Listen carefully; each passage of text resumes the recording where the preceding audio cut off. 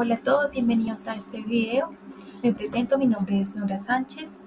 El día de hoy les vamos a realizar una presentación sobre los temas vistos durante el semestre sobre la materia de Psicología General y Desarrollo.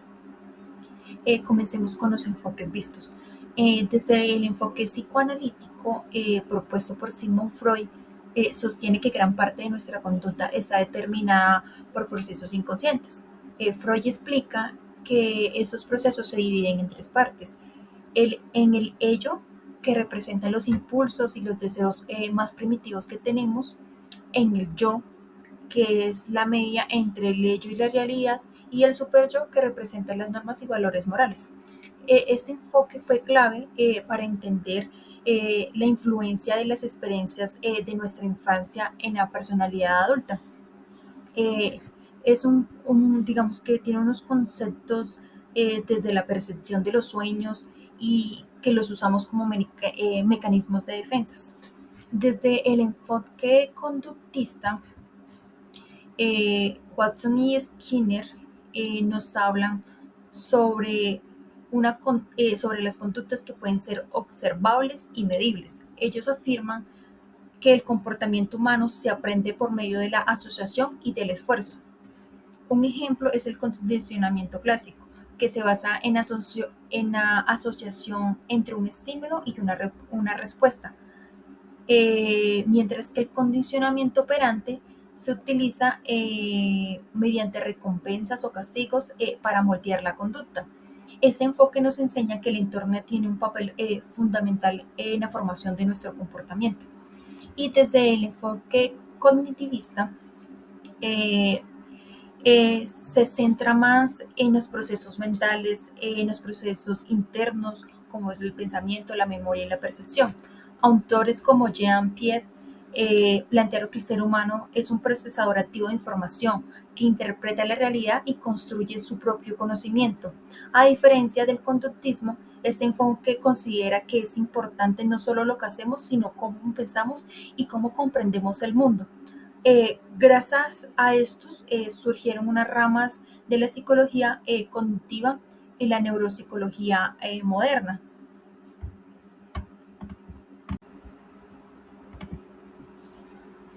Entonces, los procesos cognitivos de la sensación y la percepción son la base de cómo nuestro cerebro recibe, interpreta y comprende la información de nuestro entorno. La sensación se define como un proceso fisiológico por el cual los órganos sensoriales captan los estímulos físicos o químicos del ambiente, como la luz, el sonido, la percepción eh, o el olor. En cambio, la percepción es un proceso psicológico y cognitivo que interpreta y organiza esas sensaciones, dándoles significados a esas sensaciones para que podamos formar una representación del mundo. Podemos decir que la sensación detecta y que la percepción interpreta.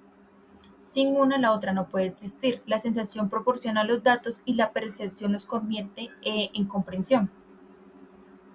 El proceso de sensación ocurre en varias etapas y fases que permiten transformar la energía del entorno en experiencias conscientes.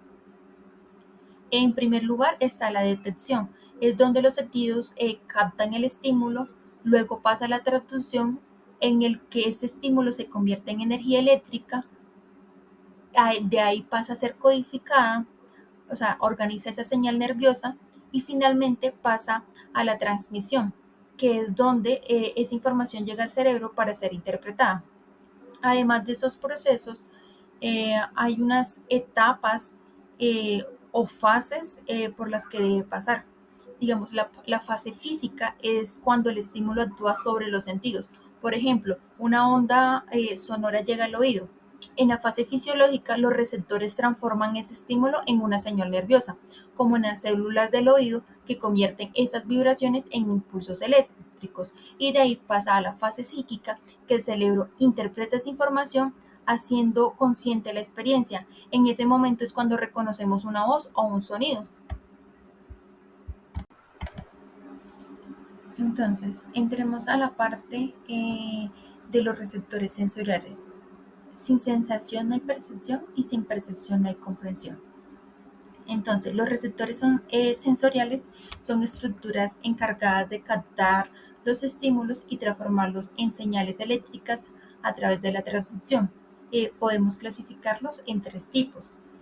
El primero es los receptores, que son los que se encargan de captar el estímulo externo de nuestro entorno. El segundo son los propios receptores. Esos son los encargados de informar sobre la posición y el movimiento del cuerpo. Y los interoreceptores son los que detectan los cambios en los órganos internos. Gracias a estos receptores, el cerebro recibe información constante del ambiente, del cuerpo y de su interior, lo que nos permite mantener el equilibrio y la respuesta adecuada frente a los estímulos. Los procesos cognitivos, digamos, implicados en estos son la atención, que se enfoca en los estímulos más importantes y descarta los menos relevantes. La memoria sensorial es la que retiene la información durante unos segundos para que ésta pueda ser procesada. El reconocimiento es el que compara lo que percibió con experiencias previas y la interpretación es la que se encarga de dar significado al estímulo según el contexto o la experiencia.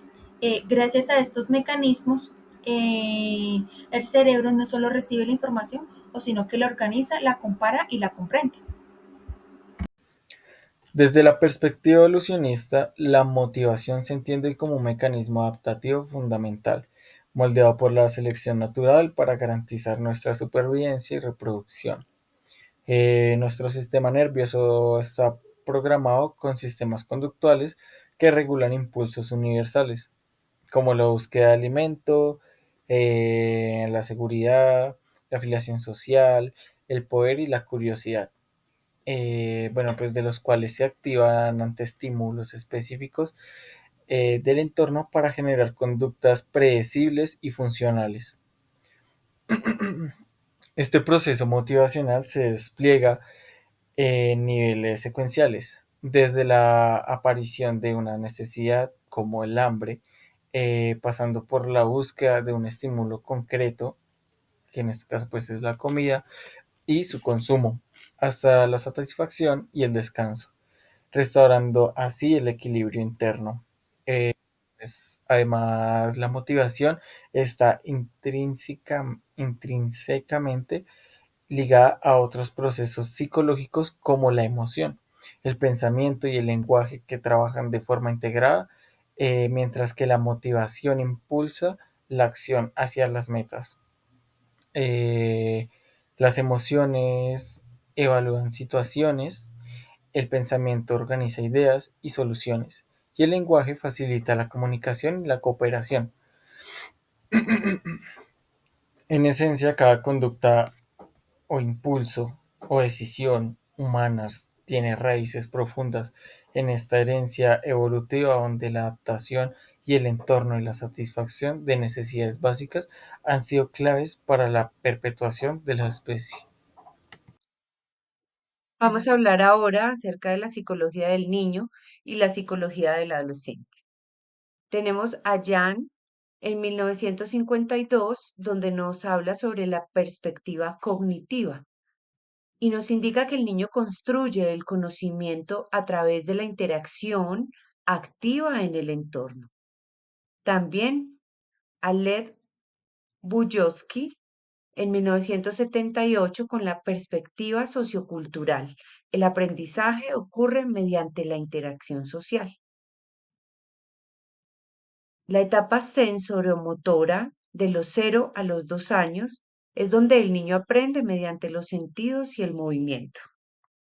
La preoperacional de los 2 a los 7 años surge el lenguaje y la imaginación y las operaciones concretas de los 7 a los 11 años, donde encontramos el desarrollo del pensamiento lógico, operaciones formales, y desde los 12 años aparece el racionamiento abstracto.